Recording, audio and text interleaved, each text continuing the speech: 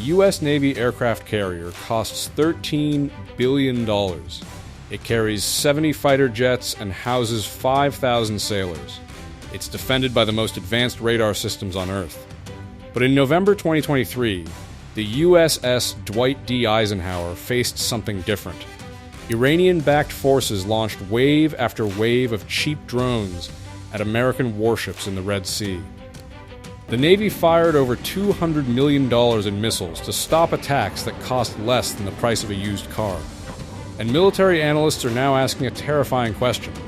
What happens when it's not dozens of drones, but 1,000, all attacking at once? The cost exchange problem. Let's start with the math that keeps Pentagon planners awake at night.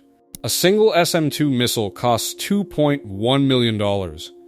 The SM-6, which the Navy uses for more advanced threats, runs $3.9 million per shot.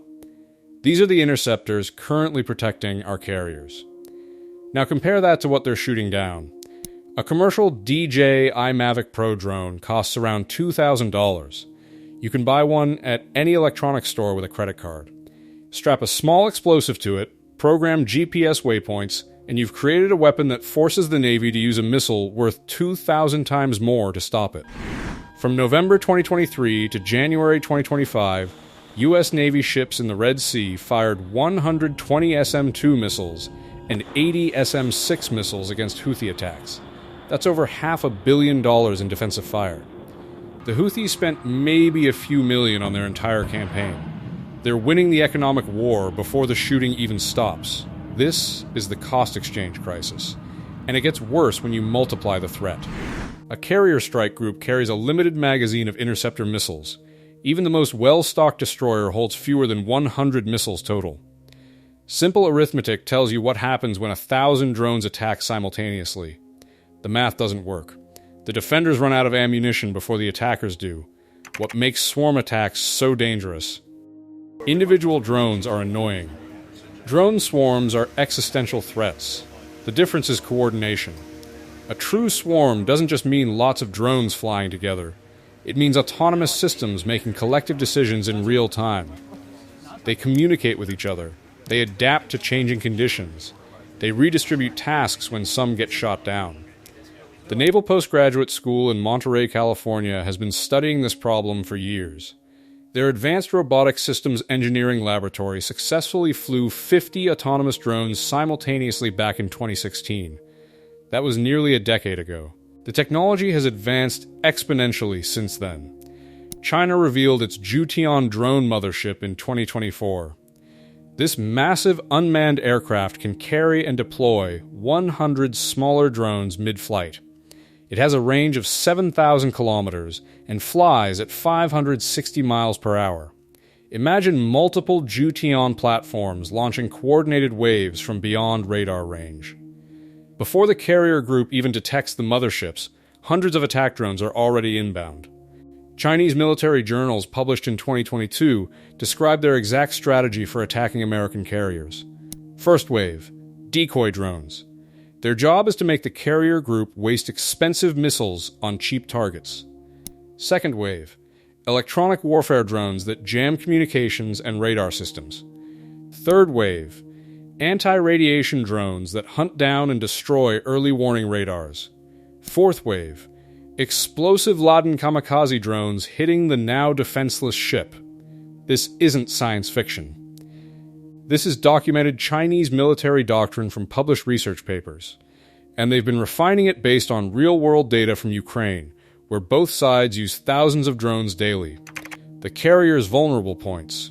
An aircraft carrier looks indestructible, but that's an illusion. The ship itself might survive underwater torpedo hits thanks to compartmentalized hull design, but a carrier doesn't need to sink to become useless. It just needs to be mission-killed.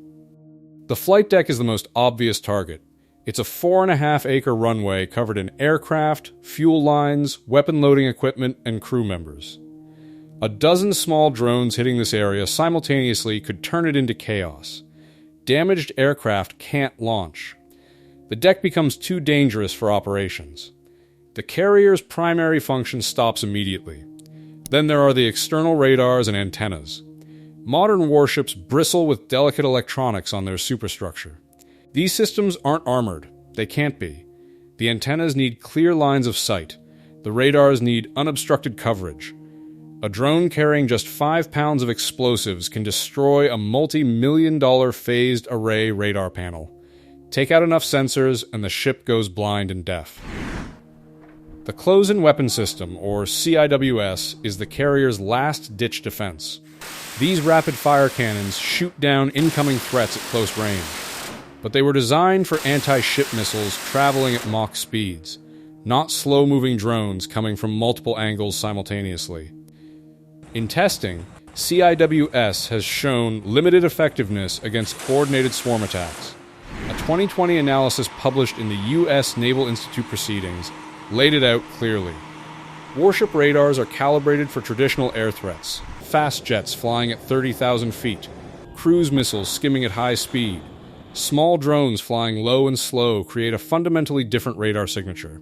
They're harder to detect, harder to track, and harder to engage with weapons built for bigger, faster targets. Before we continue, please take a second to like this video and subscribe to our channel. Over 98% of viewers watch without subscribing. It costs you nothing but makes a huge difference in helping us bring you more content like this. Thank you for your support. How the Navy is responding. The Pentagon isn't sitting idle. They know this threat is real, and they're spending billions to counter it.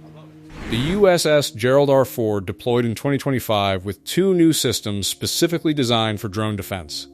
The first is Raytheon's Coyote Interceptor. This is a small turbojet-powered drone that launches from canisters, flies out to intercept incoming threats, and destroys them with a 4-pound fragmentation warhead. It's fast, maneuverable, and most importantly, reusable.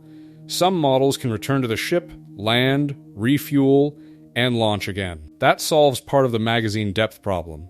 The second system is Anduril's Roadrunner M similar concept, but with advanced artificial intelligence for target recognition and autonomous engagement. These interceptors can loiter in the airspace around the carrier, waiting for threats to appear. When they detect incoming drones, they engage without human input, operating at machine speed. Both systems have seen combat with the U.S. Army and Special Operations Command. They work, but they're not magic solutions. Each interceptor still costs tens of thousands of dollars. They still require launch systems, logistics, maintenance, and they're still being tested in operational conditions. The Ford's deployment is essentially a live-fire evaluation. High-energy laser weapons represent another approach. Directed energy can shoot down drones for pennies per shot once the system is built. The Navy has been testing laser weapons for over a decade, but power requirements, atmospheric conditions, and targeting challenges have slowed deployment. The first destroyer with a functioning combat laser didn't sail until 2021. Rolling this technology across the entire fleet will take years. The Pentagon's Replicator program aims to deploy thousands of autonomous defense drones by 2026. The idea is to fight swarms with swarms. American defensive drones would intercept attacking drones before they reach the carrier. It's a sound concept, but it requires solving the same artificial intelligence and coordination problems that make enemy swarms dangerous in the first place. At the Naval Postgraduate School, researchers are developing what they call defensive playbooks. These are algorithms that calculate optimal responses to different swarm attack scenarios. How many interceptors to launch, which threats to prioritize, when to use electronic warfare versus kinetic kills. The goal is giving commanders decision-making tools that operate faster than human cognition allows. The real-world test. Red Sea operations. We don't have to theorize about how carriers handle drone threats. We have recent real-world data.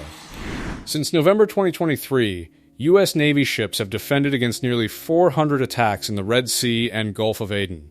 This is the highest sustained combat tempo American naval forces have experienced since World War II. The Houthis aren't launching 1,000 drone swarms. They're using smaller attacks. Dozens of drones mixed with anti-ship missiles. And even these relatively limited assaults have proven challenging. The Navy has performed incredibly well under fire. Sailors have shown outstanding skill and bravery, but the cumulative impact is significant. Ships have expended massive quantities of interceptor missiles. Crews operate under constant stress.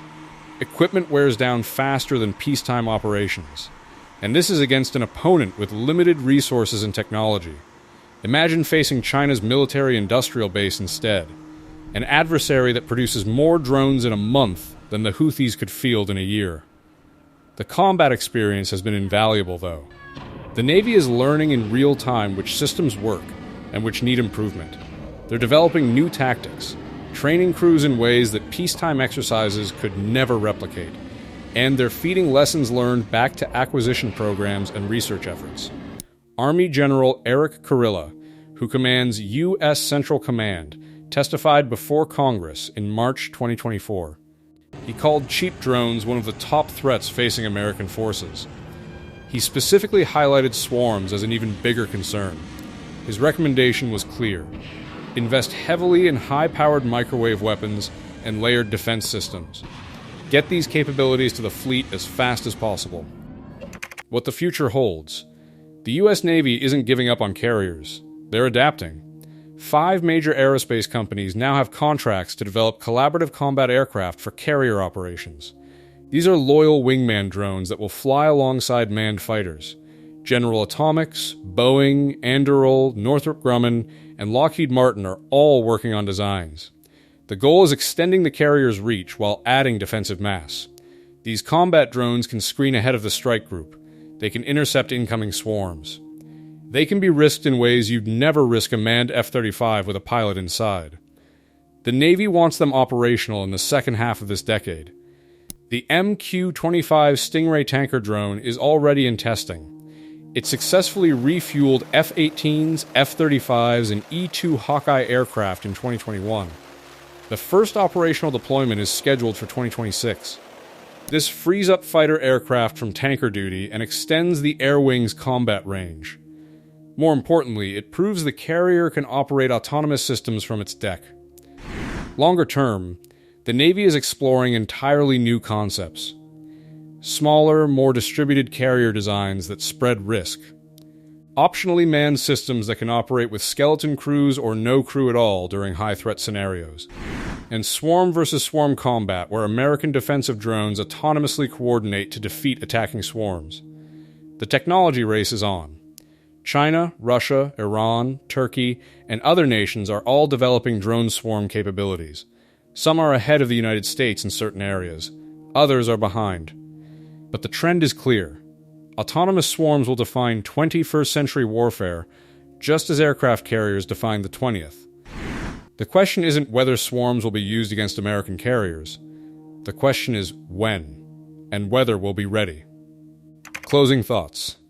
1,000 drone swarm attack on a U.S. aircraft carrier represents one of the most challenging scenarios modern naval forces could face. It combines new technology, asymmetric tactics, and brutal economic mathematics. The defender spends millions to stop attacks that cost thousands. The attacker just needs a few drones to get through. The defender needs to stop them all. But here's what separates the U.S. Navy from potential adversaries.